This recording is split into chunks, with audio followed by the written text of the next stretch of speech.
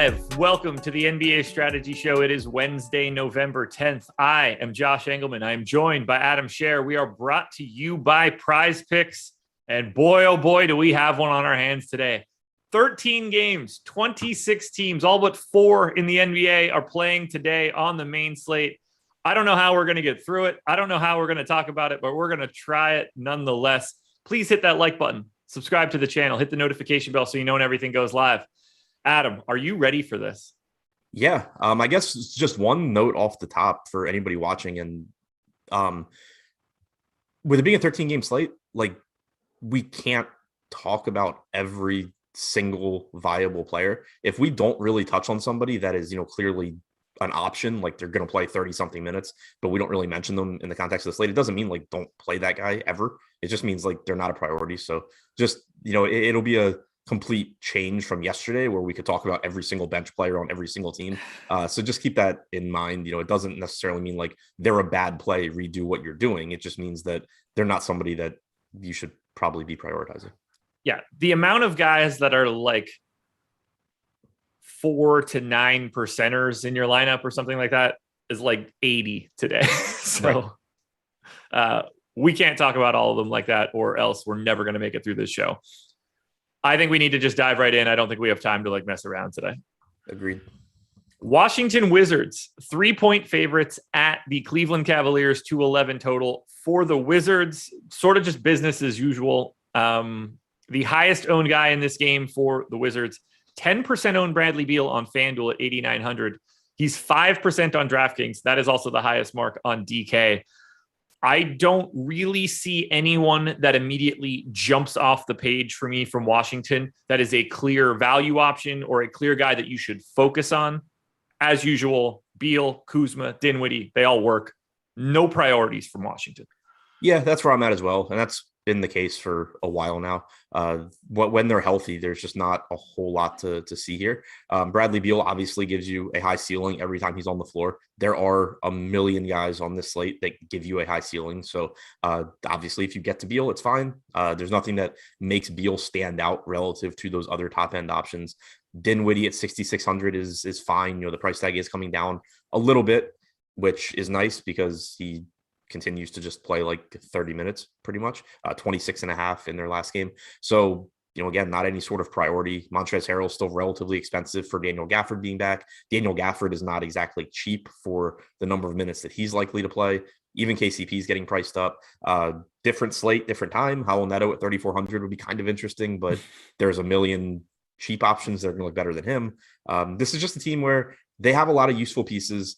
If you have a chalky lineup and you need a low-owned, relatively low probability guy, they don't have anything in the way of this is where I'm starting my lineup or remotely close to it. Couldn't agree more. It's a weird start.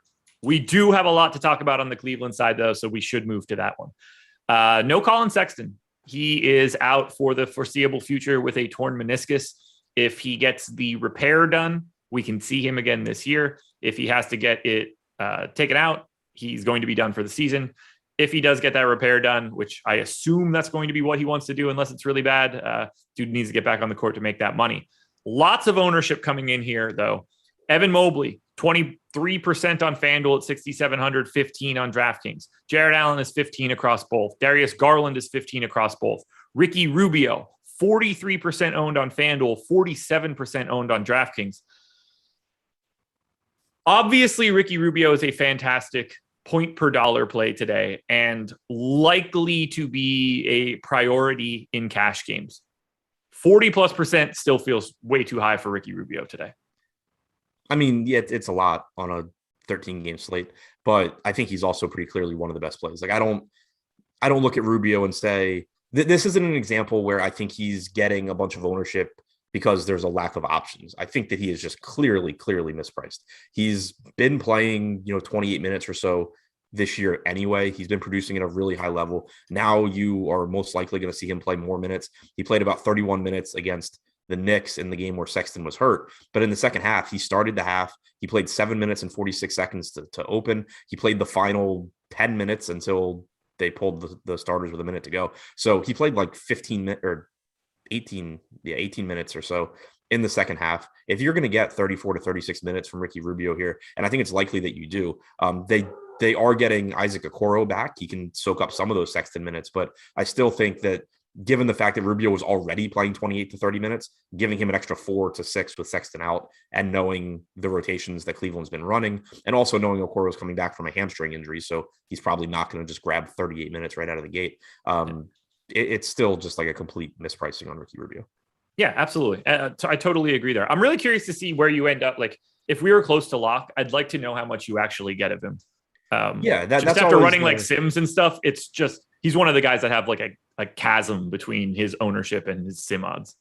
Yeah, and that's always, kind of the thing. But even then, it's hard for me to say, like, because it's still, and you and I talk about this a lot, it still comes back to your whole lineup. Like, for example, Andre Drummond, the other day when he was 75% owned or whatever, in the sim that I ran, he was only in the optimal like 60% of the time or something, 55% of the time. So there was still a big gap there, but he was still in the optimal 55 or 60% of the time, which meant that I was still just going to jam him into pretty much every lineup. So it's still, Rubio just looks like such a good option here because it's not like he's not a low production guy either that's just being forced into more minutes. He's at 1.11 DraftKings points per minute this year, 23.8% usage rate.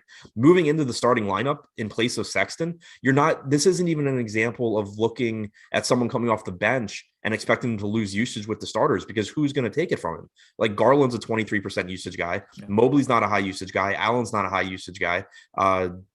Blanking on who the other, Dean Wade, certainly not a high usage guy.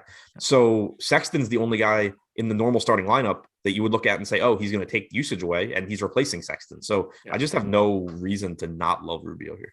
Yeah, I agree. Great play in general. I think on FanDuel, I just have too much around him where I see how I could get away from 40% ownership. Terry Rozier is $200 cheaper at a third of the ownership. Marcus Smart, no Jaylen Brown today, is $100 more expensive, fully unowned. And Lonzo is $100 more expensive, 6% owned. To me, I see like easy ways to get away from it a little bit in GPPs. But if you're playing a cash game, I assume Rubio is one of the first guys you're getting to. Yeah, and to your point, I can see it too. Like the other day, actually, it was the day that Rubio scored 61 when Sexton got hurt. But that was the day that Kemba Walker was out for the Knicks. And so you had Derrick Rose at 4,800. Very, very clearly a great play. But there were just so many similarly priced guards around him at no ownership that day. Rose got like 60%. I played 25, not because I didn't like Rose. I was just like, wait, I can just play like 15% Rubio, 20% Rubio, 20% of all these other guys at 2% ownership. And if one of them beats Rose, I'm in a really, really good spot. So I can see it working out that way, where it's like, I really like Rubio, but if he scores 32 DraftKings points, he probably isn't the best 5K guard or 5K, player. I can see that argument. So I am interested to see how it turns out when I make lineups, but I'm certainly not going to be upset if I just have Rubio everywhere either. Yeah. Right. That's the best way to describe it. You're not mad when you still get that guy because he is obviously a great play. But there are ways to get to have an alternative, that ownership is fine to just be spread out. Yeah, there are popular players early in the day where I can look at it and say, based on the process that I've built, I am pretty confident that I'm not going to be getting as much of this guy as the field. And if I am, then something probably went wrong in what I was building. That's not the case with Rubio here. It's possible that, I end up building a lot of lineups I like that don't, that pivot away. But I also I wouldn't question anything I did if I just end up jamming Rubio in. All right. Mobley, Allen, Garland, I assume you have no problem getting to those three guys. I think the ownership is very warranted. Yeah, no problems with any of them. Allen's playing more minutes with Love out. Mobley's playing 1 million minutes anyway. Garland could see increased usage without Sexton. So, yeah, I think they all look fine. They're just not quite as favorably priced as Rubio is. And that's it for Cleveland then, I assume. Chetty getting a little bit of ownership. If he happens to start, he's probably mildly viable shooting guard, small forward, 3,900, but it's not going to be fun. Yeah, I mean, I don't think he starts. I think Rubio I think they go Rubio, Garland, Wade, Mobley, Allen. So who do you think they go to 3 rotations for one of those two guys, whether that's Garland or Rubio? Do you think one of them's coming back on to be the point guard for the second unit? Yeah. That's in the Against the Knicks in the second half, that's what they did. Garland played the first 3 minutes and 26 seconds of the third quarter, sub back in for Rubio at the 4-minute, 13-second mark. There we go. Anything else? And actually, go ahead. Just an Awesemo point, because he played 31 minutes against the Knicks. He does get hurt by Okoro coming back, most likely. Yeah, I assume so as well. No idea on how many minutes Okoro is going to play, but no matter what that answer is, you don't play Okoro. Yeah. So actually, I guess the spot to pay attention to here, I do want to see the starting lineup, not because I think Chetty's going to be in it. If Okoro replaces Dean Wade in the starting lineup, I'll actually be interested in Chetty, because I think there would be a good chance that Okoro just takes those Dean Wade minutes and you still get upper 20s from Chetty. If Wade starts, that signals to me that Chetty's minutes might be a mess. All right. On to Brooklyn at Orlando. Nets are 9-point favorites in Orlando, 210 total. Standard issue stuff here for Brooklyn. There are very clearly only two options to me. It's Kevin Durant, it's James Harden. Harden is 9,600 on FanDuel, which is a much better price than the 10.6 he's getting on DK. Neither one of these guys seem like priority pay up options to me, but they are the only two guys that I think that you could realistically get to for any sort of volume. Yeah, that's where I'm at as well. Neither one looks like a priority. I would get to Durant before I get to Harden. He's eligible at both forward positions as opposed to only point guard. He's been the better fantasy producer. He's the better real life player. So, and they're similarly priced. So I would go Durant before I go Harden, but I doubt that I get to a lot of either one. Yeah, I don't see the priority. They are the biggest favorite on the slate as well. So there's also that. I can't imagine going to anything else here. Well, what are your thoughts on the $9,600 price tag on Harden on FanDuel? It's fine. I think there's still probably better plays there. I agree.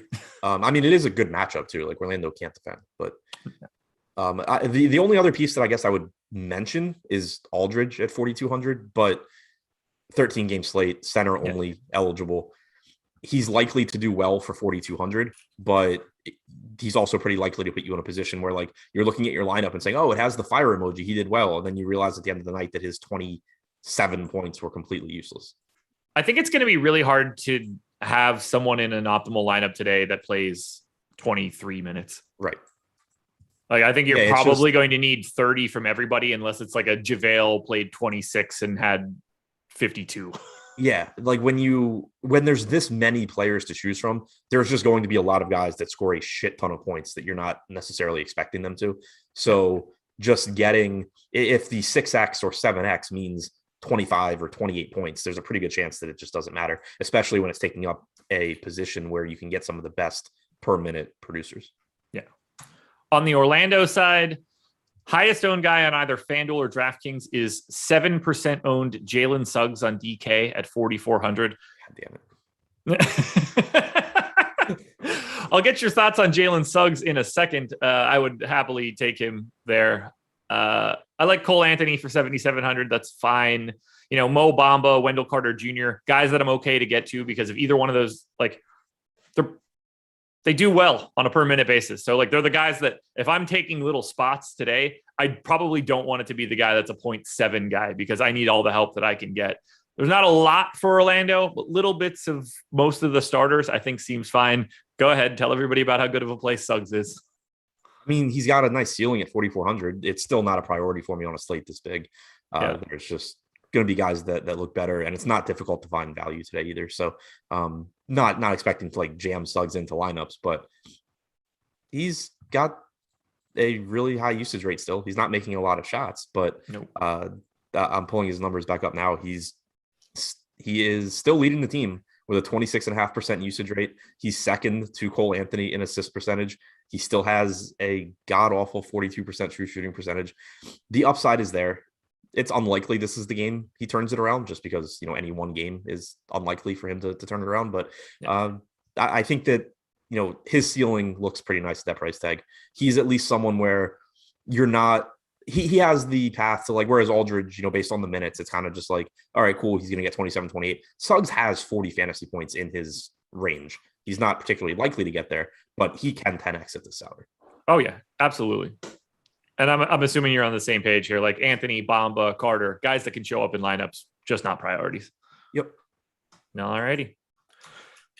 Toronto and Boston. Raptors are 2.5-point dogs in Boston, 210 total. Pascal Siakam is back for the Raptors. Khem Birch is out. On the Boston side, we've got no Jaylen Brown. Let's start on Toronto. Highest owned guy, it's basically one piece. Fred VanVleet at 7,600 on DraftKings is 13% owned. The next highest guy in this game is 2.8% owned, and that is also Fred VanVleet, but on FanDuel. I like getting to VanVleet. I don't have an issue with that ownership, playing just monstrous minutes. I think it probably doesn't even hurt to have Siakam back. Just having like better players might allow his facilitation to actually work out. Scotty Barnes, 6,700 and 6,900 unowned. I'd be willing to still go there. Little nervous about Siakam being back with regards to Barnes, though. So we'll see what that means. Otherwise, not a ton of interest in Toronto. Yeah, I don't have a ton of interest either. Siakam coming back is scary just because he contributes in every category. So it's not like you can just look at somebody like Anunoby and say, okay, he's been leading the team in usage. That's going to come down because Siakam's back. It is, but the rebounding numbers are likely to come down for guys like Anunoby and Barnes as well. Yeah, VanVleet, I think, is at 7,600. He's the one that I would feel the best about just because he is playing so many minutes. He didn't really see the usage bump this year that we expected with Siakam out. So I don't expect him to take a huge hit with him coming back. He's still not been that great this year. He's at about a fantasy point per minute. So VanVleet's fine just based on the minutes, but I don't see a whole lot for Toronto. Yeah, difficult spot now that they're starting to get a little healthier. Like you mentioned Aldridge before, $4,100 Precious Achiuwa with no Khem Birch. It's like, oh yeah, that's like probably not the worst value play in the world. But there's 20 of them right. that can play just center at 4K. We're going to talk about one on basically every single team the way that we do this. Then we go to Boston. Jason Tatum is 9,500 on FanDuel, 10-4 on DraftKings. He's double-digit ownership on FanDuel, as is Dennis Schroeder, as is Robert Williams. We've got Dennis Schroeder in double digits on DraftKings. It's looking like he's going to play big minutes. I think Schroeder is pretty clearly the best overall play coming out of Boston. 5,700 for Robert Williams with power forward center eligibility on FanDuel is interesting, but doesn't appear that he's going to be the old Robert Williams anytime soon. What are you doing with Boston? Yeah, so I mean, the Schroeder price tag at 6,100 looks fine. He played 38 minutes last game. There's plenty of minutes available for him with Jaylen Brown out. Jason Tatum, if you can get there, always is going to look good, especially with Brown out. You get more production from him, but he's also really expensive. 7,900 is getting pretty expensive for Horford, even though he's been really good this year. And like you said, Robert Williams' production just remains an issue. It's not to say he can't ever have a big game. He certainly can, but the usage rate is at 12% for the season. Rebounding percentage is at 14.5%, which is down from last year. He's only averaging 0.9 DraftKings points per minute. And also, Toronto has been one of the slowest teams and one of the best defensive teams in the league. So that's another piece working against the Celtics here. Yeah, I have Toronto 29th in my pace metric, Boston 24th. So this is going to be a slog of defensive battle. That should be great for DFS purposes. Cue the 2 OT game then, where Fred VanVleet plays 48 minutes. Right. One thing, I guess, before we move on, it's from the Orlando game.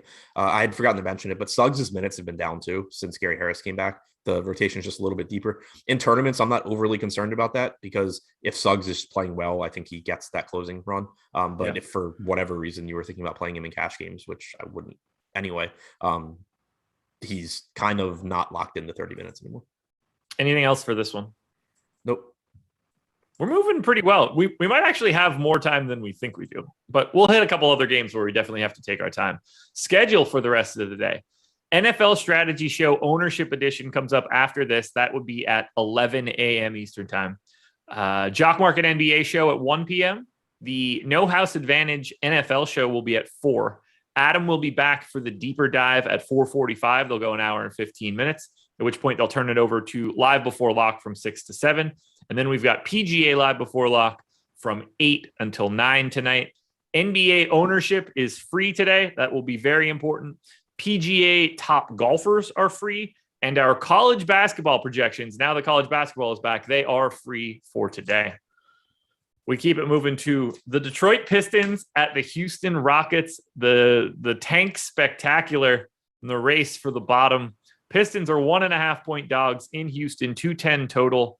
On the Detroit side, we've got a bunch of ownership coming in here. Stop me if you've heard this before, but we're going to be rostering a bunch of Cade Cunningham today.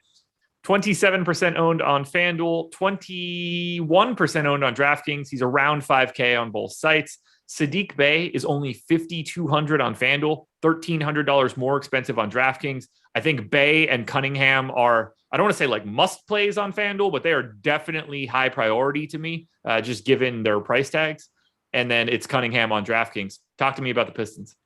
Yeah, so still some pretty cheap pricing here. Good spot against Houston. Should be a not much defense played. Pace up for Detroit as well. Cunningham, playing 30, 32 minutes, still hasn't played particularly well, but the opportunities are certainly there. Do you have his DraftKings ownership in front of you? Who's? Cunningham. I was trying to switch to it, but 21. So like he's getting half the ownership of Rubio at the same price. That's a situation or less than half, I guess, 40% basically. That's a situation where I think Rubio is the better play because, he's been the better fantasy producer, but Cunningham gives you a very similar range of outcomes. Cunningham's getting tons of opportunities. If his shot's falling, he's going to put up a massive game. So not that he's low owned, but he's the kind of guy where if you were so inclined, like if you wanted to save some ownership in a lineup and you have 5,200 left, Cunningham off of Rubio makes some sense. So I like Cunningham a lot regardless. I think that 4,500 for Stewart looks okay, but on this slate, still going to be very difficult to prioritize.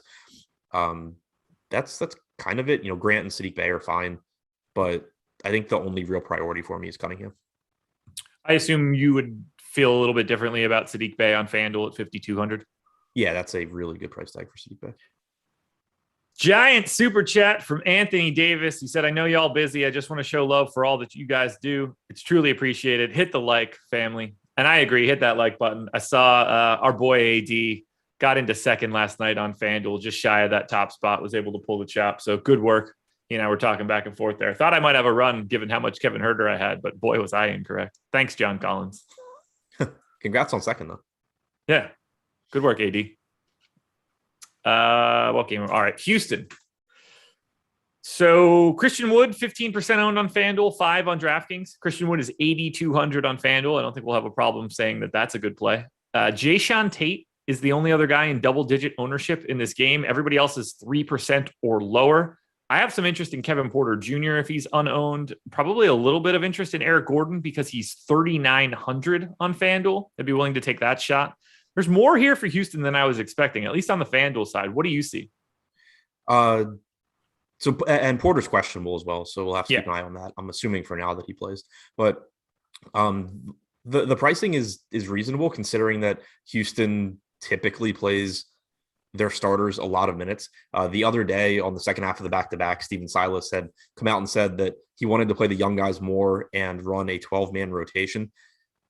The game ended up being a blowout, so he did that. But in the first half, he was still, Jayshawn Tate played like 20 minutes. Porter wasn't far behind that. Jalen Green played a lot of minutes. And now they're not on the back-to-back either. So I'm expecting a lot of minutes against a bad Detroit team. I think Jalen Green at 5,300, he's another guy like Cunningham. You haven't really seen the ceiling from him this year. He's really, really talented. He's got plenty of opportunities in this offense.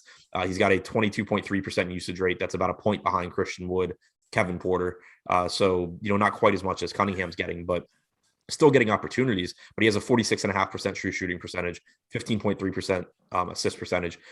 He's got that 40-point ceiling. He's not going to hit it all that often and probably won't tonight, but does have upside there. Porter, Wood, we know both have really high ceilings as well. Porter, the more reasonably priced of the two. And then you mentioned Eric Gordon. You said he was 3,900 on FanDuel. Yeah. Yeah, he's 4,500 on DraftKings. Other slates, I could see taking a shot there. It's pretty tough on DraftKings. Only a 19.8% usage rate this year, 0.77 DraftKings points per minute. So nothing that I'd prioritize from Houston, but I do think Jalen Green and Kevin Porter in particular, their salaries make for good tournament plays. $8,200 Wood on FanDuel is probably your best option there. Power forward or center? Both. Yeah, that's fine. Yeah, I would like him more on DraftKings if you were a power forward. Right. That game is going to be hideous. How many people watch Pistons Houston on a day with 13 games? That don't have money on it? 0. Yeah. Or family members in that game? Right. That's going to be brutal. Real brutal. All right, on to the Milwaukee Bucks at the New York Knicks. Bucks are 3-point dogs in New York. We'll start on the Milwaukee side. Same as it's been. No Middleton, no Lopez, no Dante DiVincenzo. Giannis is 11-5 on FanDuel and 12,300 on DraftKings. Obviously, that price is fully warranted. 1.7 fantasy points per minute this season for Giannis. Bobby Portis, who was massively owned yesterday on FanDuel to the point where I didn't even expect it to be that crazy. 12% on FanDuel, 19 on DraftKings today, where he's mid-fives and likely to play 30-plus minutes. Drew Holiday, I don't know what to do with right now. 6,800 on FanDuel, 6,500 on DraftKings. Not really all that owned. We've got him at 3% on FanDuel, which would make him like the biggest problem for me on the slate. 9.5 on DraftKings makes it a little bit more reasonable. Those are the only three guys I think that you could roster realistically from Milwaukee. I want to know what you're doing. And is today the first day in forever that you look at Giannis and think, I probably won't have him? Yeah, I mean, I've been underweight on him a lot recently, but it's just been because he's so popular. Now it's the opposite. Like he's only 5% owned. So I would love to have 5% on Giannis. The issue is it's really hard for him to be somebody you have to have on this slate. And that's not a knock on him, but at 12-3, let's say he gets 70 DraftKings points.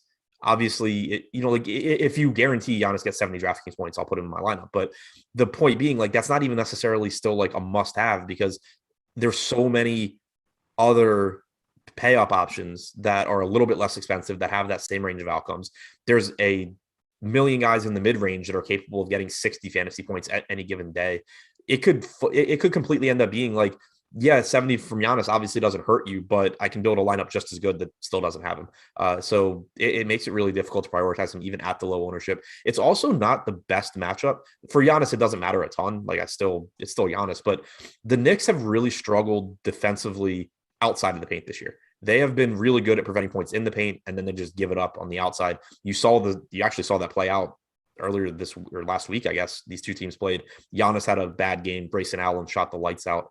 That's kind of been what the Knicks have done all season long. So not that I'm ever looking at Giannis's matchup and saying that's a reason to not play him, but the pricing combined with the fact that this isn't an ideal spot for Giannis is just another reason where I think he's great. If you can get to him, if you like your lineup around him, cool, like by all means, but just isn't a priority for me tonight.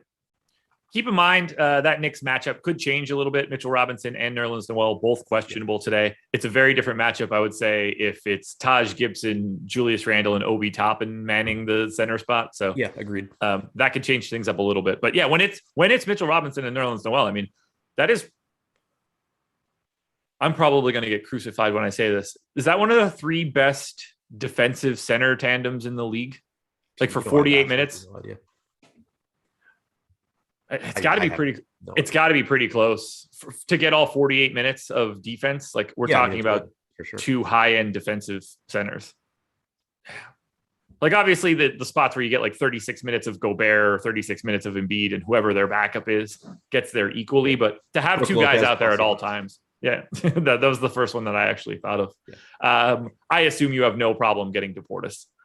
No, I love Portis here. He's another one. He's like Rubio, where not only is he cheap and stepping into a bigger role because now he's starting. He played 30 minutes 2 games ago. He played 35 minutes last night, which, by the way, is really important to see because it redefines what the minute ceiling for Bobby Portis is. Going into yesterday, I thought there was a chance he could play 36 minutes, but I wasn't going to project him for more than 30 because I hadn't seen that happen yet. And I didn't know what they were willing to do with him. He's just completely unrestricted here. So but it's another guy where it's not like it's a, mediocre fantasy producer stepping into more minutes. This is well over a fantasy point per minute guy. Since last year, he's at 1.07 DraftKings points per minute with Giannis on. And, he's going to play 30 plus minutes at 5,500. So I think Portis looks great again. This is part of the reason why I think Ricky Rubio's ownership is preposterous because Bobby Portis is projected for 19 and it's not like he's center only. Yeah. It's more so even like, it's not even that Rubio seems really high. It's the Portis is so low. Right. But I guess Portis does have like the value in the Denver game is at Portis's position. Yes. That does cause some problems, make it a little bit more. And also as far as Portis goes, like he's not reliant on scoring at the rim. So no. the whole, Knicks not giving up points in the paint thing isn't a huge deal here. Cantor, Horford, and Time Lord. Yeah, another good combo there. What do you do with Drew Holiday? This one's one where, like, if you start looking at his rates with no Chris Middleton and no Brook Lopez and no Dante DiVincenzo on the floor over the past year and change, you see his usage rate and you have no choice but to play him. But is he that guy right now? I don't know. Talking about Holiday? Yeah. Well, I mean, he's also playing all of his minutes alongside Giannis, which is not ideal. So, like, I would prefer him if they were staggering him like you would think they would, but they're not. So, like, even with, I'm trying to pull numbers back up, but going off the top of my head, I think he's like got a 22% usage rate with Giannis on and Middleton off since last year. So it's, he's still fine, but there's questions about how many minutes he's going to play. It is a back-to-back, his first back-to-back, I believe, since coming back from injury. So, there's concerns there. You have just a loaded slate that is going to drive down, his value anyway. But yeah, overall, without Middleton on the floor since last year, 26.8% usage rate, 1.26 DraftKings points per minute. The problem is if you put Giannis on, Holiday drops to 1 fantasy point per minute and a 22.6% usage rate. So what do you project Drew's usage rate for in this scenario? Like 22, 23, something like that? Yep. Okay. Yeah, there's nothing else for Milwaukee, right? In the last 2 games, he's basically played almost all of his minutes with Giannis. Like, he's gotten, a little bit of being on the floor without him, but it doesn't even look like it's by design. It kind of just seems like it's like, oh, Giannis checked out for a couple of minutes and Drew didn't. No Allen, no Hill, no Connaughton, Allen, none of that stuff. It's a good matchup for Allen, but he's 5,100. And he's Rubio's price. Right, exactly. That's the thing. Like, Allen's one of those guys, that I was kind of referring to at the beginning of the show. Like, you have a lineup that has Grayson Allen at 5,100. That's fine. He can get you 30, 35 fantasy points. Like, he can be a good play. But the chances of him doing that compared to a lot of other options on this slate isn't particularly good. I think that today is a really good day to, maybe I'm wrong, but I'll hit you with this. I think for our boom bust tool, I think today is a day where the boom percentage is more important than the optimal percentage for like 95% of everybody that's playing.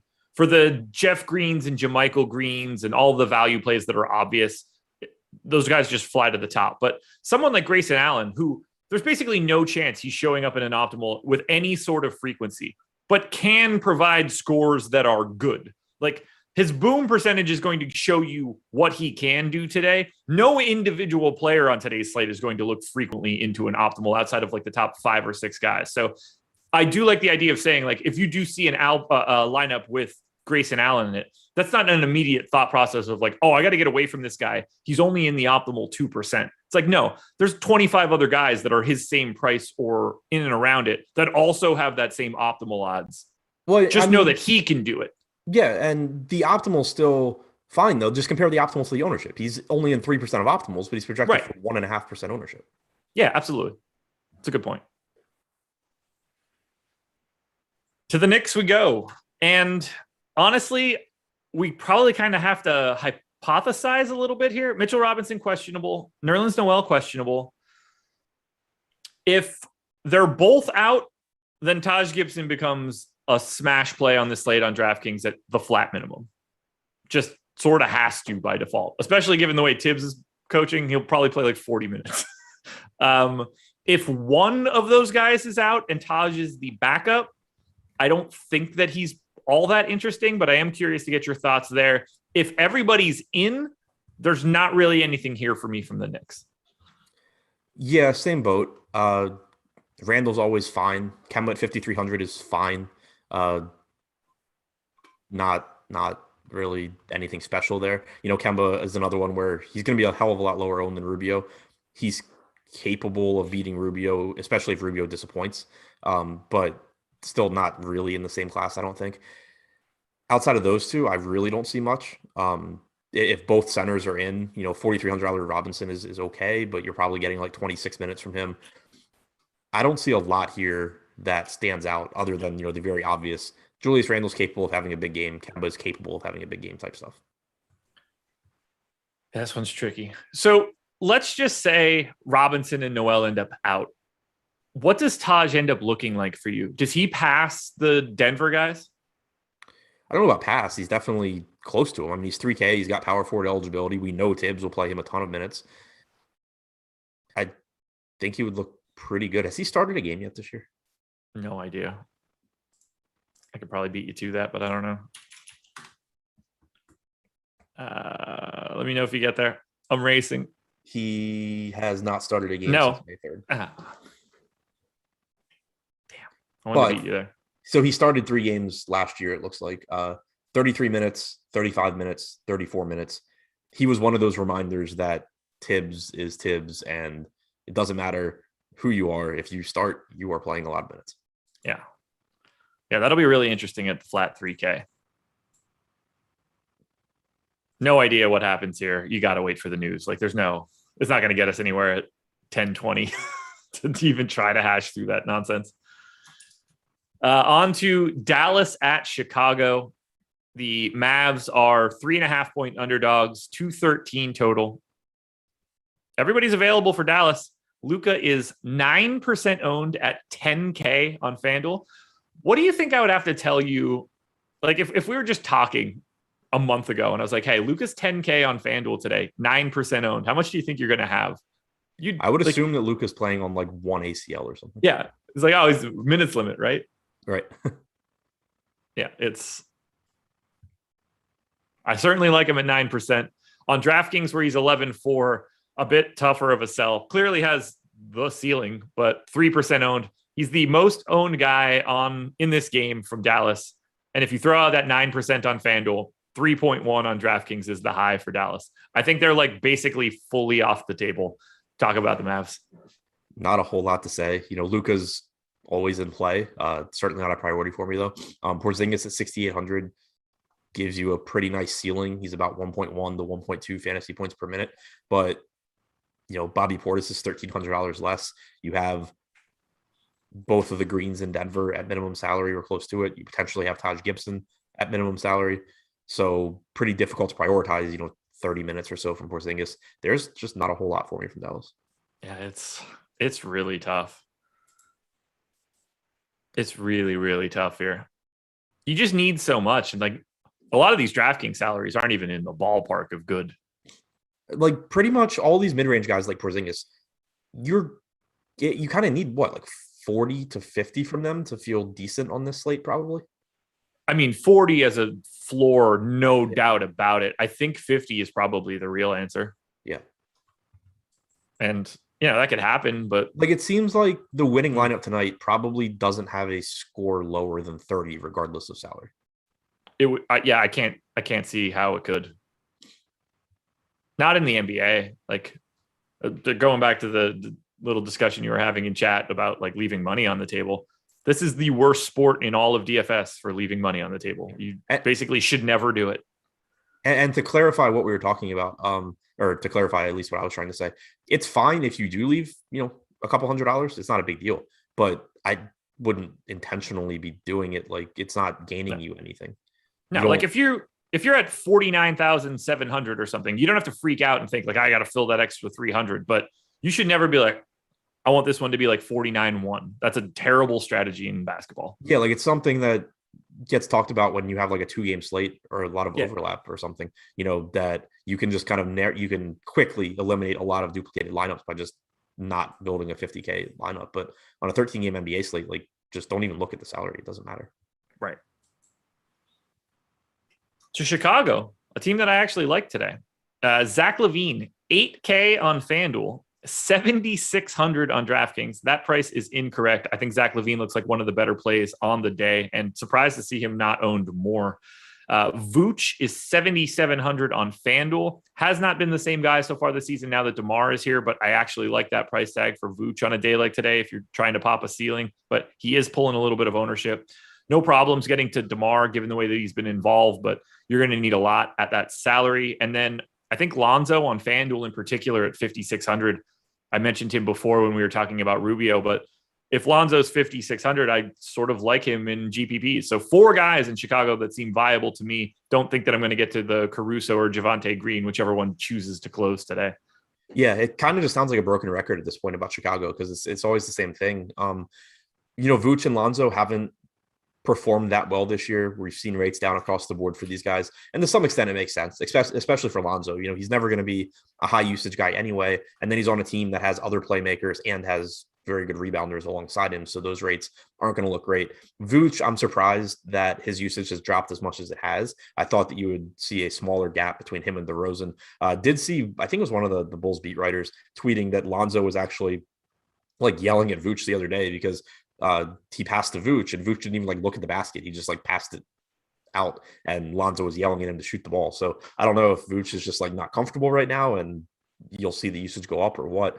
But at the very least, when you get discounted price tags on those guys, just based on the talent level, they become somewhat appealing tournament options because they're still not going to project that well. So the ownership isn't going to be there. But we know Vooch is completely capable of just going out and dominating an NBA game at any point. You know, Lonzo, even though it's not going to happen very often, it has triple double upside. So when their price tag really falls and the ownership doesn't come with it, they still become interesting contrarian plays in tournaments, but not priorities. The only thing I really see as a priority here is Levine at 7,600 on DraftKings. Still leads the team in usage this year, averaging 1.18 DraftKings points per minute. 21.9% assist percentage is actually also the highest on the team, not by a wide margin, but it is. So just a random $1,000 price drop. He was already kind of appealing at 8,600 last game, and then they just chopped $1,000 off of that. So if this were a smaller slate, Levine would be one of the chalkiest guys out there, as is, because there's so many options. It knocks the ownership down to about 17%, but he's certainly capable of giving you 50 plus fantasy points at this salary. If you could assign a letter grade like school to the following statement that I'm going to give you, what would it be? If you got 25 fantasy points today from Taj Gibson at 3K, what is the grade? C, average. Okay. Agreed. I actually think it's worse than that on today, but I'm fine with C. I would lean minus potentially, but I mean, it's what do Jeff / JaMychal Green do? And they, I think, or whatever the fuck else opens up over the next 6 hours too. Yeah, I mean, like I said a minute ago, I think there's a good chance the winning lineup tonight doesn't have anything below 30. But if that ends up being wrong, it would be because some 3K guy scores 25 and you know that ends up being good enough. But yeah, it's just, I don't know. I certainly wouldn't want less than that. Like anything less, I would objectively say is hurting your lineup. I think anything less than 30 is going to hurt your lineup today. And I think 35 is probably even a more likely scenario. Yeah, I think that's likely. I think 35 is more likely to be a necessity than 25 would be able to help you. Yeah, it's just not that kind of day today. Everybody plays like, and the 7x, 8x, like that stuff doesn't matter. No, not at all.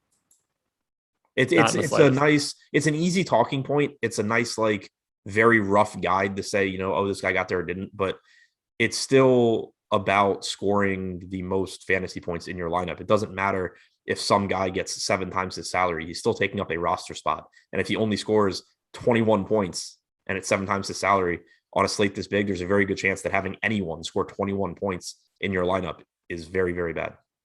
It's also relative. Like 7x on one slate is not 7x on another. 7x yesterday is probably guaranteed to be in an optimal. 7x today, there's going to be 30 guys that do it. Right, exactly.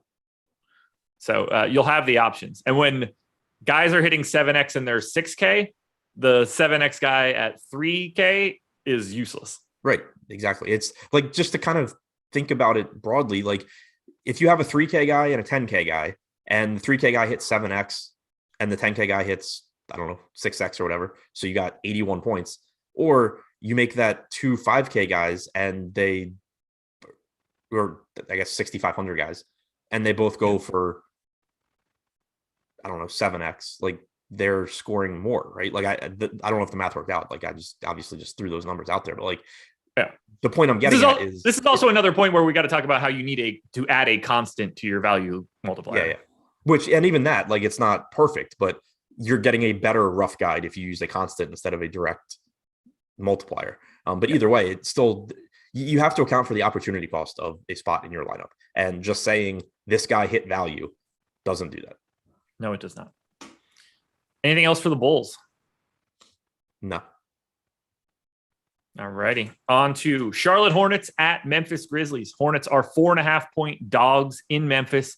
Biggest total on the slate, 229. A little bit of ownership trickling in here on the FanDuel side, at least. LaMelo Ball at 8,700 is 14% owned. He's 10K on DraftKings, so enjoy that price tag. Terry Rozier continues to be underpriced on FanDuel. He is 5,300 today. Had a little bit of a breakout this last time out, 6,300 on DraftKings. I don't mind the idea of $4,800 Mason Plumlee on FanDuel, but I guess that goes away by the time we get to the slate. Bridges is probably a little too expensive for this slate, but I'm okay with it.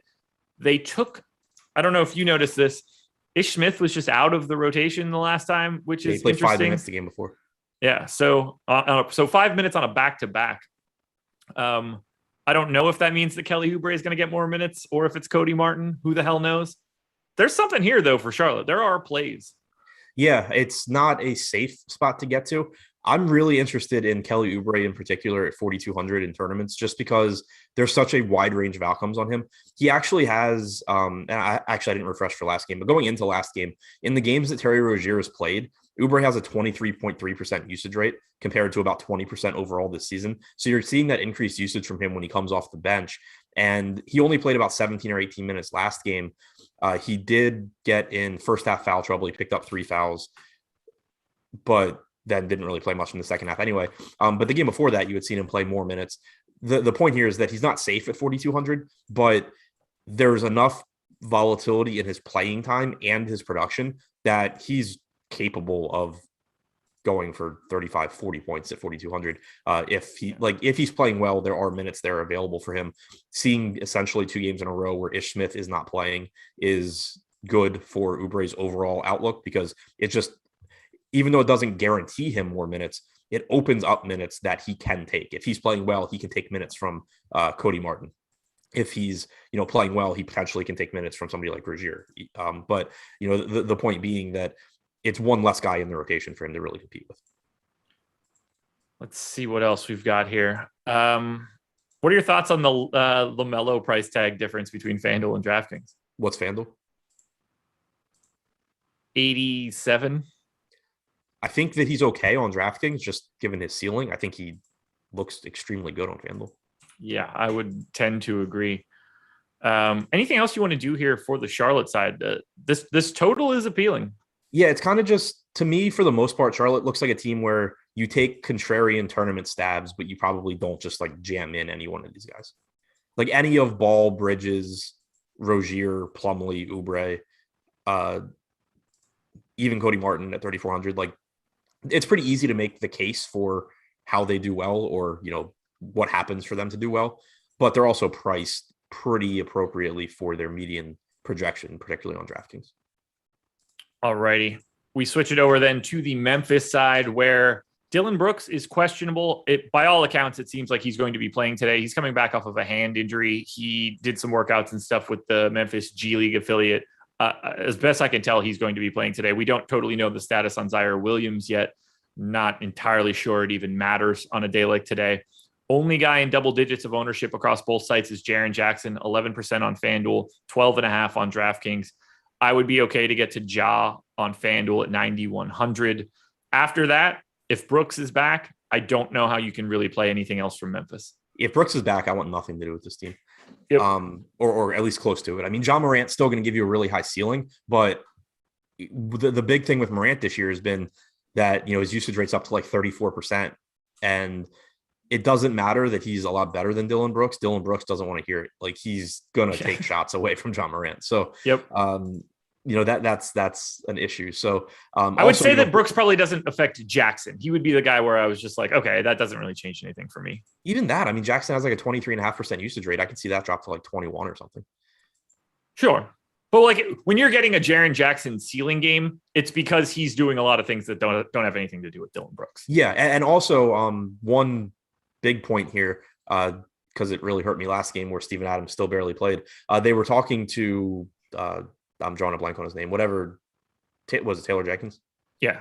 They were talking to him after the last game where Jackson played a bunch of center again. And he said he's getting more and more comfortable with Jackson at the 5. So 1, that's a negative for Steven Adams. But 2, more importantly, it's a positive for Jaren Jackson.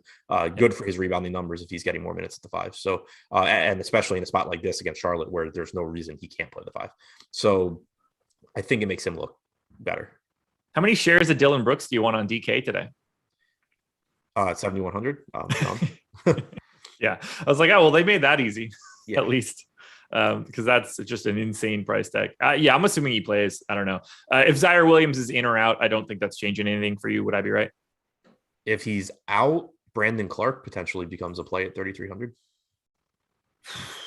Does he? I mean, why not? He can easily beat either of the greens. Not that it's the most likely case, but yeah. I mean, I guess the thing that the downside is that he played really, really well last game, and he still only played 20 minutes in regulation. He didn't play it all in the fourth quarter of a competitive game. He played in overtime after Jackson, I think, fouled out. Safe bet, even if he didn't. Just move forward with that assumption. Right. Yeah. Like, it's not even worth looking. Yeah. So I mean, I guess that's the downside for Clark. He played really well last game, still barely got the minutes. He would be, like a large field tournament flyer, I guess, but nothing you can be that confident in. Kyle Anderson played like 24 minutes still, so he didn't get a huge bump with Williams out. Yeah, there's nothing, like if Williams is out, nothing becomes a priority that wasn't already. It makes a $4,400 Kyle Anderson look a little bit better. It makes a $3,300 Brandon Clark playable at in small amounts. If one of the Knicks centers, if Taj Gibson's the backup for the Knicks and Zaire Williams is out, who do you prefer, Taj or Brandon Clark? Taj, I guess. Yeah. Okay. I don't Neither know, one of those things sound very appealing, though, right? No, neither one sounds appealing. I'm torn because I think Clark, I guess in tournaments, I'd actually prefer Clark. I think that there's more question marks about the minutes on Clark, which means the floor is lower, but I think that he's also more likely to just blow up than Taj Gibson is. That's fair. And if Dylan Brooks comes back and just plays 34 minutes, I mean, all of this is probably moot. They're probably just playing more Kyle Anderson at the 4. Right. Yeah, Brooks throws a wrench in all of this anyway. Yeah.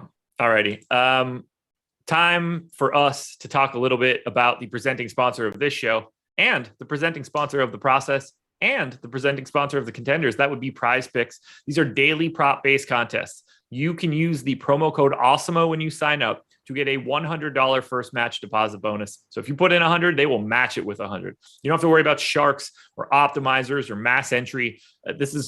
You're taking overs and unders on player props or potentially fantasy points. You can make a 5-player lineup that will net up to 10x your entry fee. You can make cross-sport entries as well. Download the app in the App Store, Google Play on prizepicks.com. We have free player prop tools on our website that will help you do this kind of stuff.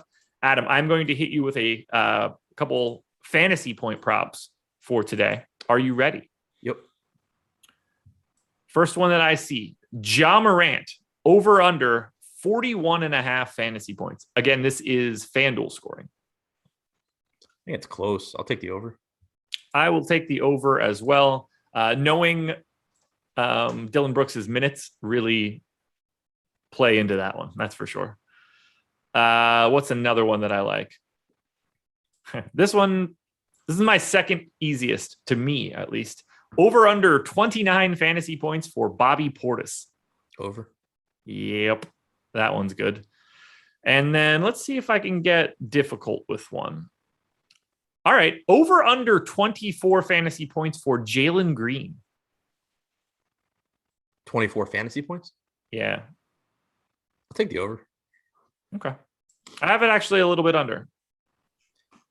Yeah, I mean, I think it's closer on with FanDuel scoring because of the turnovers. But yeah, I mean, he does not have a problem coughing that ball up. We continue. Oklahoma City at New Orleans. 4.5-point dogs for OKC, 211 total.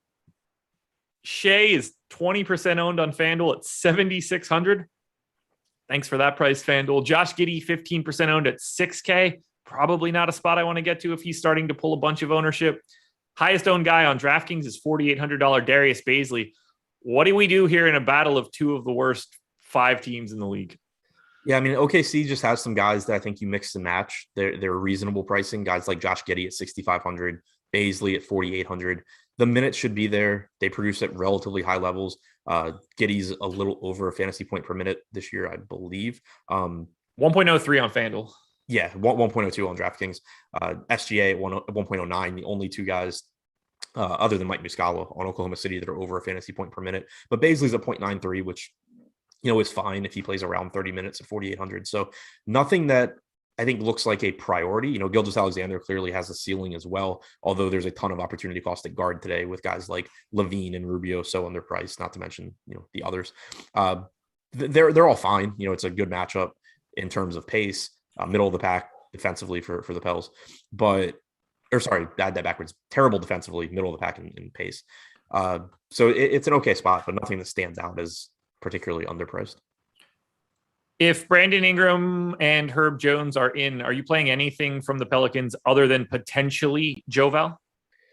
Potentially Joval. He's 9,100, so maybe not even potentially Joval. What? Maybe not even potentially Joval for 9,100 if Ingram is in. Right. Like he'd still look fine because he's likely to play a lot of minutes, likely to have a lot of success against this front court, and he's still good. But his rates do elevate across the board without Ingram. Usage goes up, rebounding goes up, assist percentage goes up. So if Ingram's out, I think Valanciunas looks good at 9,100. If Ingram's in, I think Valanciunas looks playable at 9,100, just not anything that I really care about getting tons of. Devontae Graham, kind of the same thing, but like to a lesser extent. If Ingram is out, Devontae Graham looks better. He's still not a priority amongst all the other guards at 9,200, but he does see a bump in usage. He does just look a little bit better. If Ingram's in, you still have a path to success for Graham because he's still likely to play low 30s in minutes, but the path is a little bit murkier because Ingram's shooting a lot. If they're both out, Garrett Temple for 3,400, probably the best option from the Pelicans. Yeah, Temple for 3,400 would look good. Josh Hart at 5,200 would have his minutes solidified as well and just be like a reasonable last piece in. I think if either one of them play, Ingram or Herb Jones, you're probably not getting to anything from the Pelicans outside of maybe some Joel. I don't care about Herb Jones. I care about the minutes if Herb Jones plays, then I don't think Garrett Temple's playable. Well, right. Yeah, I care about it for Temple. I care about it kind of for Hart, but I don't care if Herb Jones is playing for Joval or Graham or Alexander Walker. No, yeah. I don't think that changes anything for those guys either. I'm with you there. Other than just, it doesn't make anybody look amazing. If the more bodies the Pelicans have to be able to play today, the less all of them look good.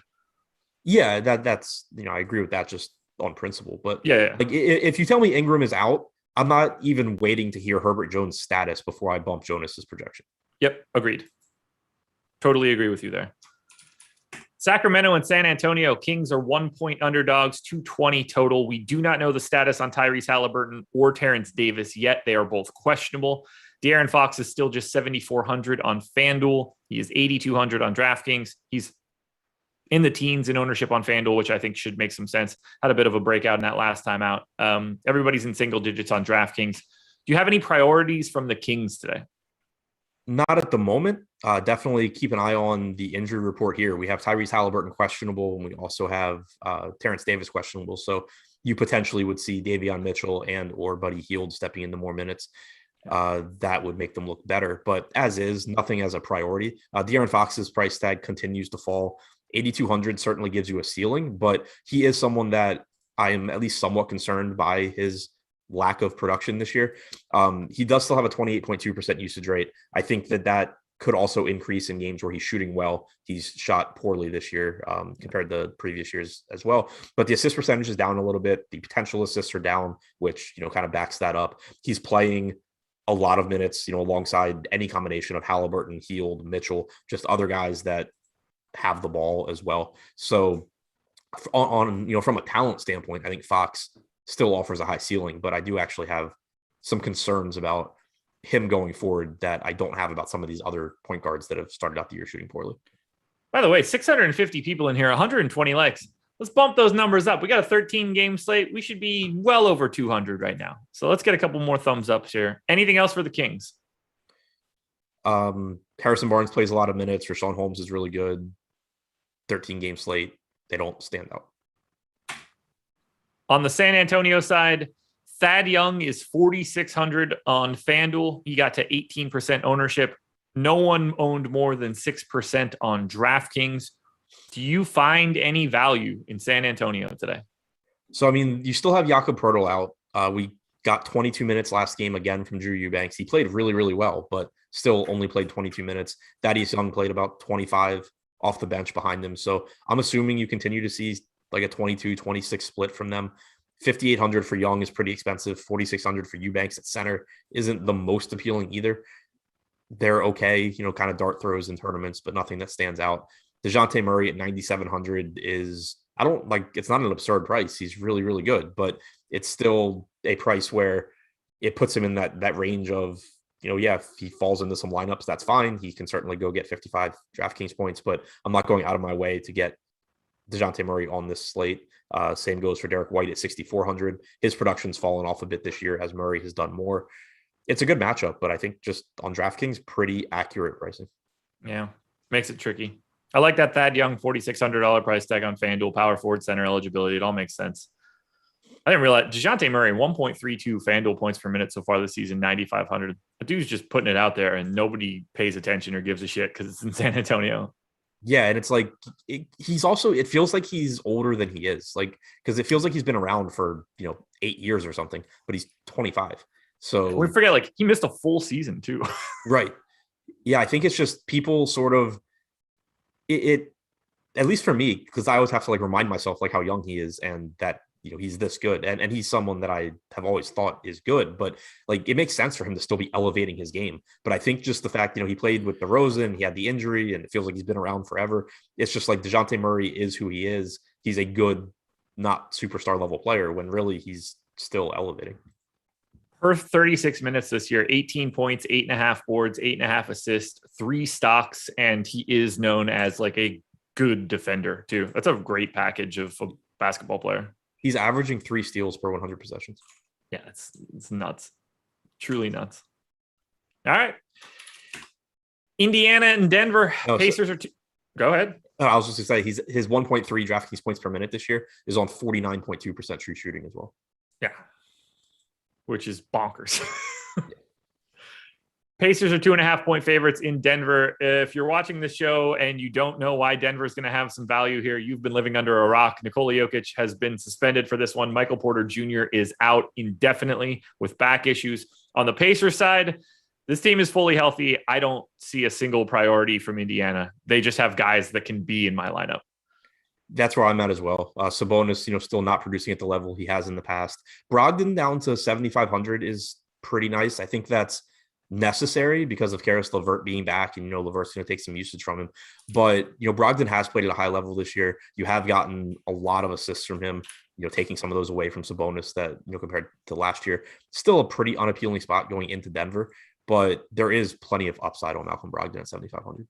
Yeah, absolutely. I got him in 7% of sim, so he would be the guy that I'd be looking to most. Jordan Lockhart with the super chat, pretty big one too. Said, thanks, gents, for breaking down this huge slate. Hopefully some Awesemo members finishing on top today. I agree. That would be great to see. So thank you very much for the super chat, man. Hopefully it's you that's finishing at the top. I'd rather it be me. Yeah, I'd rather it be Jordan Lockhart. So that's fine. That's because you probably. I'd rather it be Jordan Klein. In your face. I'd rather it be Jordan Klein. Yeah, I would assume Jordan Lockhart doesn't DM you his screenshots and tell you how much you suck. I'm going to go out on a limb and say that if Jordan Klein binks a GPP tonight, we're not going to see him for shows in the morning. Yeah, probably not. Which I wouldn't blame him for. All right, Denver, let's do it. This is probably the spot we're going to have to spend the most time, and we only have 11 minutes to do it. So no Jokic, no Porter. We've got Aaron Gordon, 30% owned, Will Barton, 30 to 40% owned, Jeff Green, 40% owned, JaMychal Green, 30 to 50% owned, PJ Dozier getting a little bit of ownership, Monty Morris not getting enough ownership. Actually, right now, I think Monty Morris might be the best GPP play on Denver, but that's a bigger question. We're just jamming Denver, right? Yeah, I mean, taking Jokic out just opens up everything. So Will Barton, I thought, and I said this yesterday, I thought was a really, really bad tournament play the other day against Miami when he broke the slate and you had to have him to win. But when you looked at Barton's rates you can take Michael Porter off. If you put Jokic on, he's still like a 0.9 fantasy point per minute guy that was playing against Miami. And, he's playing 35 minutes. He was fine, but I thought his ownership was insane. Now you take Jokic off, and there's just so much more for Barton to do. I'm pulling up the numbers now to try and see how big of a sample we have without Jamal Murray and without Jokic and without Michael Porter since last year. But just thinking about how the game's going to work, guys like Monte Morris, guys like it ain't Barton, big. Yeah, Aaron Gordon, like they're going to have to do more. So Jokic being out is just such a big deal, and it makes, and then you also get a better matchup here against Indiana than you had against Miami. So it just makes everybody look better. Not accounting for Porter, just taking Jamal Murray and Nikola Jokic off. Since the start of last year, Barton's played 256 minutes, 1.11 DraftKings points per minute, 26.2% usage rate, 25.2% assist percentage. Monte Morris is at 1 fantasy point per minute. Who else, I guess, matters here? Jeff Green, 114 minutes, 0.7 DraftKings points per minute. Aaron Gordon, only 61 minutes, 0.77. But we know from his time in Orlando that he can do everything on the floor as well. All of these guys just look much, much better because you're taking the leading usage guy, rebounding guy, and assist guy off the floor for Denver. Yeah, how do you approach it in tournaments? Do you have any specific thoughts to it before we keep it moving? I don't know what else to add for Denver other than they're very clearly the best place. They're the chalk. How does that dictate your day on a 13-game slate?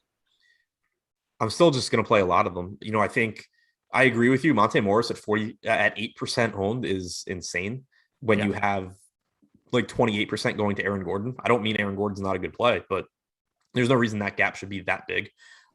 You can certainly use, you can throw darts at guys like PJ Dozier, Bones Highland, hope that the rotation goes differently than people are expecting. Yeah.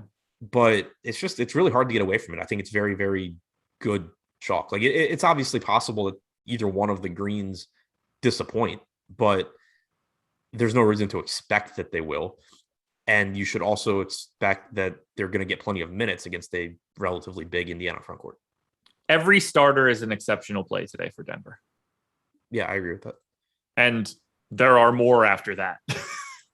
But right out of the gate, whatever 5 names you see, they are likely to be high-end plays today. And 4 of them will probably fail because that's how math works. Also, JaMychal Green has played the most minutes on the team without Murray or Jokic since last year, 671 minutes, 0.94 DraftKings points per minute. So pretty close to a point per minute guy that's stepping into a pretty big role. I assume the starting. What do you think the starting lineup is? Morris, Barton, Gordon, Green, Jeff Green. That is. Feels like Dozier is the 5th to me. I think JaMychal's the 5th.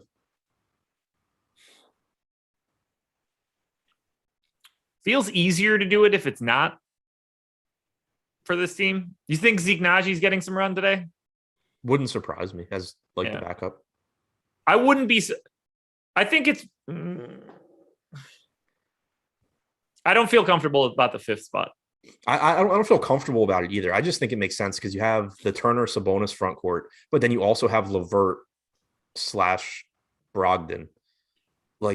You can have the Greens in the front court and then have Aaron Gordon on LeVert. I don't have a good feel for it. I'm sure Mike Malone doesn't either. Yeah, I think it's fluid, but and either way, I think that if Dozier starts and JaMychal comes off the bench, JaMychal's still a good play. Don't let that deter you. It would make me the main reason I asked was I was kind of trying to think through if I'm okay playing the 2 greens together on a slate this big. Yeah. If it seems like they're going to split the center minutes, on a slate of this size, I'd be inclined to not play them together. Yeah. Because it goes back to they both could easily 7x in 24 minutes apiece or whatever, but you're using up roster spots. If they start next to each other, it clearly indicates that they're going to play. The plan is for them to play a lot of minutes alongside each other. So that would matter for me. In the last game, they didn't play alongside each other much. They played in the second half about, I don't know, 6 minutes alongside each other. So, if JaMychal comes off the bench and you're getting something like 32, 33 minutes for Jeff Green, 24 to 26 for JaMychal, something like that. Yeah. They're both going to project well. I wouldn't hate having them in lineups together, I guess, but I wouldn't feel that great about it. If they're starting next to each other, I just feel better about it because it signals that the plan is for them to play a bunch next to each other. We have 3 games to go in 5 minutes. This is rapid fire. Are you ready? Yep. Portland at Phoenix. Portland 6-point dogs, 220 total. Only guy getting any ownership is Dame on FanDuel at 8,200. Can you roster anything from Portland with any confidence? Outside of Dame at 8,200, I don't see a lot. McCollum's price tag came up. Nurkic still not getting a ton of minutes on a really deep slate. So yeah, Lillard, McCollum in tournaments is fine, but nothing that really stands out. On the Phoenix side, still no DeAndre Ayton. Frank Kaminsky is up to 5K on DraftKings, makes the decision a little bit easier. JaVale, 4,200. Probably not the worst value option in the world, but I don't know what the ceiling really is. I don't see a ton for Phoenix given the pricing, but I think Chris Paul and Devin Booker look a little bit better on FanDuel. What do you see from Phoenix? Paul, Booker, both fine in tournaments. Front court rotation, the same thing we talked about the other day. There's no real confidence level in who's going to get more, but we did see JaVale McGee play 26 minutes in a game. That is very good for his ceiling, just knowing he physically can do that. 4,200 looks pretty good. It is a Portland team, with Nurkic, where I would expect them to want McGee on the floor a bit more than Kaminsky. So McGee, Kaminsky, both fine. You could certainly see those minutes flip again, but my preferred option would be McGee. Okay. Anything else for Phoenix? Nope. Minnesota at Golden State. T-Wolves 6.5-point dogs, 223 total. Highest owned guy from Minnesota is 8% Anthony Edwards. I think Anthony Edwards is the best option from Minnesota for today. Towns at 9,800 on FanDuel I don't mind that too much. Russell for 71 on DraftKings, I don't mind too much. Those are really the only 3 guys that I am looking at from Minnesota. What are your thoughts? I agree with you. The only thing, I guess I would add 2 things. Patrick Beverley started alongside Russell last game, played another 30 minutes or so in regulation. He's only 4,300, so he's decent, not a priority. The other more important thing, D'Angelo Russell played 35 minutes in regulation last game. Prior to his injury, we were seeing him play like 29, 30 minutes, came back, played 35. 7,100 for 35 minutes with D'Angelo Russell is really, really underpriced. Golden State. We've got Steph, 20% owned on FanDuel at 10.2, 7% owned on DraftKings at 11.7. Draymond and Jordan Poole have decent prices on DK. Nobody else is owned over 10%. I think the only people that you could roster in this game are Steph, Draymond, and Poole. Agreed. Wiggins for FanDuel at 5,500 as well. Yeah. Steph is what he's always been. He's overpriced for his medium projection, but you can't overprice the potential to score 86 DraftKings points.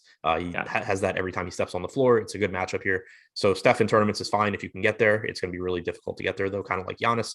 Draymond and Poole look fine at their prices. Poole's playing time has been up lately, which is nice, getting 30 to 32 minutes a game. No priorities, but certainly, happy with any amount of Curry, Green, or Poole that I get to. Closing it out, Miami Heat. 4.5-point favorites in Los Angeles. Not a great start for the old Lakers. A lot of Q tags, though, for Miami. Bam is questionable. Max Strus is back. PJ Tucker is questionable. If everybody is in, Jimmy Butler's pulling a bunch of ownership on FanDuel. I'm indifferent there. Not that he shouldn't be owned. I like Bam quite a bit for 8,400 and 7,900. I think Bam is the best option you can get to from Miami. Kyle Lowry at 6,600 on FanDuel still works. What do you do with the Heat? Yeah, I like Bam if he sits. Obviously, I love Dedmon. Tyler Hero, if he plays, I think it's a good spot for him in tournaments. Again, not a priority, but playing a lot of minutes. The Lakers are one of the fastest teams in the league. They suck defensively. Pretty high ceiling for Hero. Same can be said. He's also for Butler. questionable, by the way. Yeah. But I don't mind going. I'm cool projecting these Miami guys that are questionable as in if we don't get news, because I know I can just swap to other guys from Miami. I would really like to get to Miami guys against the Lakers. So keeping those spots open makes some sense. Jimmy Butler, if Bam is out, becomes really, really good. If Bam is in, he's just, a solid tournament option that's going to be kind of tough to get to. Also kind of amusing that Markieff Morris is listed as out with whiplash. AD 10-8 on FanDuel, 11-1 on DraftKings. You can play him. He's not owned. Seems fine to me. Russ is 9,400 on FanDuel. You can certainly play him. That seems fine to me. I would not be touching 11-3 Russell Westbrook on DraftKings today. Yeah, pretty tough. Westbrook around 1.4 DraftKings points per minute or so without LeBron this year. Davis around 1.5. Either guy's fine in tournaments, but again, DraftKings just jack the prices up on every high-end guy on this slate. One reason that it's typically so appealing to pay up for these guys is that normally the mid-range is really sharp pricing-wise, but the top is still underpriced relatively. That's not the case here. Everybody's just priced up. So, obviously Westbrook, Davis, they give you really high ceilings, but they're priced where they should be. Deep dive later today. Deeper dive at 4:45, Adam? Yep. There it is, guys. We did our best. Hour and 15 minutes in the books, 13 games. Adam, get ready because you get to do this again a little bit later. Good luck today, everybody. Win some money. Jordan, thank you again for that second super chat saying, here's hoping Shit My Money and I split tonight. I'm sure he'd be okay with that as well. Yeah, good luck, everybody. We'll talk to you later. Whew.